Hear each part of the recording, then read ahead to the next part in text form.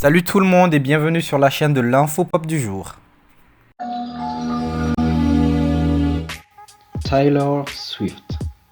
Elle vient à peine de republier son premier album, Fearless, qu'elle a d'ailleurs réenregistré et nommé cette fois Fearless Taylor's Version, et projette même de refaire la même démarche pour tous ses anciens albums. Mais que se passe-t-il donc?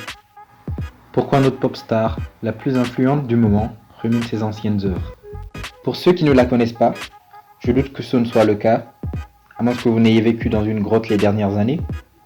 Taylor Swift est une chanteuse, auteure, interprète de musique country et pop. Taylor, c'est 37,3 millions d'albums vendus selon la RIA, un organisme américain très fiable quand il s'agit des chiffres de l'industrie musicale.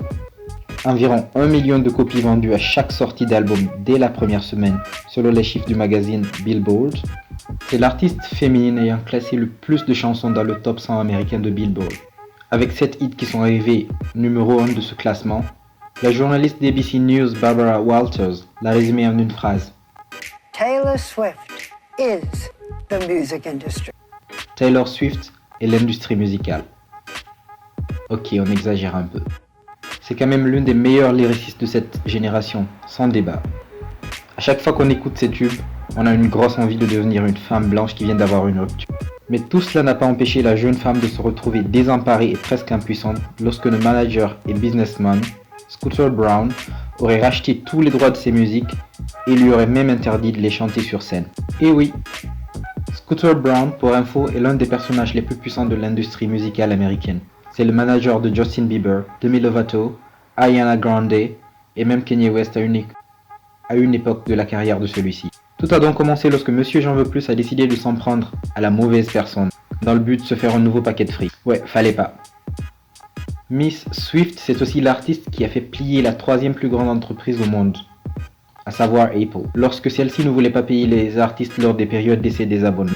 L'affaire éclate lorsque Taylor vient exprimer son mécontentement auprès de ses 155 millions de followers sur Instagram, en expliquant qu'après avoir quitté son ancien label, Big Machine Records, ses masters avaient été revendus, et bien évidemment le racheteur n'était autre que Scooter Braun, avec qui elle ne s'entendait déjà pas.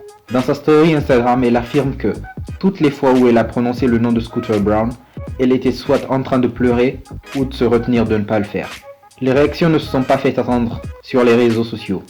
Les fans de Swift ont immédiatement commencé à exprimer leur colère et tous les magazines People se sont ainsi saisis de l'affaire.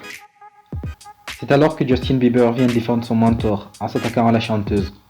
Dans une publication, il l'accuse de chercher de la sympathie et d'inviter ses fans à aller harceler Scooter Braun, ce qui était totalement faux. À aucun moment Taylor n'a demandé à ses fans d'agir. Demi Lovato, avec tous les problèmes qu'elle a aussi décidé de se mêler de l'affaire et de prendre part pour Scooter Braun, qu'elle connaissait à peine puisqu'elle ne l'avait signé comme manager il y avait à peine un mois. Les choses s'empirent lorsque Taylor Swift est nommée artiste de la décennie par les American Music Awards.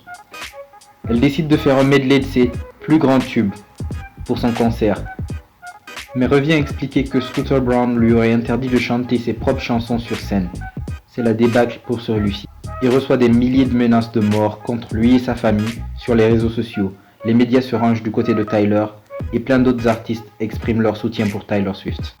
Parmi lesquels il y avait Cher, Halsey, Todrick Hall, Cara Delevingne et tant d'autres. Scooter est obligée de céder. Elle fait une prestation mémorable aux American Music Awards et annonce ensuite que dès 2021, elle avait le droit de réenregistrer tous ses albums, de les publier et donc de reprendre le contrôle sur les droits de sa musique. Ce qu'elle a déjà commencé à faire. Son album Fearless a été republié récemment avec des pistes en bonus comme Mr. Perfectly Fine dont je suis super fan. Je suis plutôt content que cette affaire s'est bien terminée pour Tyler.